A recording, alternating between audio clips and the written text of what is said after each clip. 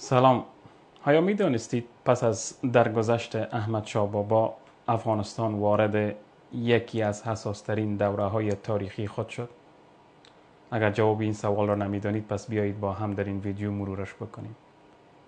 او دوره‌ای بود که سرنوشت یک ملت تازه پا در دستان خاندان درانی و سپس سدوزایی ها قرار داشت.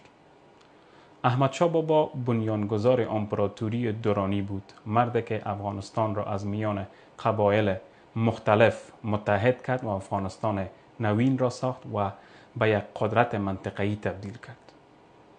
اما پس از مرگ او در سال 1772 میلادی پرسش بزرگ این بود که آیا فرزندان احمد شاه بابا می تواند این میراث را حفظ بکند یا خیر؟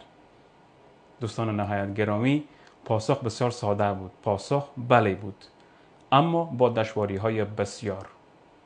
چون تیمورشاه درانی پسر احمد شاه بابا با تصمیم هوشمندانه پایتخت را از قندهار به کابل منتقل داد تا افغانستان را از نظر سیاسی و اقتصادی متمرکزتر بسازد و مرکزیتر بسازد. همین تصمیم سنگ بنای افغانستان امروزی را ساخت و سنگ بنای افغانستان امروزی شد. در همین زمان بازارهای کابل، بلخ، هرات و قندهار رونق گرفت. کاروانهای تجاری میان هند، بخارا و ایران در رفت آمد شد و افغانستان به چارای فرهنگ و تجارت تبدیل شد. دوستان نهایت گرامیم، اما در پشت این همه شکوه خطرهای بزرگ هم نهفته بود.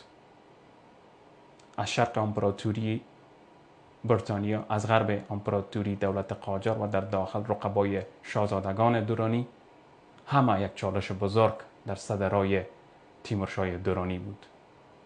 با این حال درانی ها و سدوزی ها با سیاست، اتحاد و شجاعت توانستند استقلال کشور را حفظ بکنند و پایه های نخستین دولت مرکزی را بنا بکنند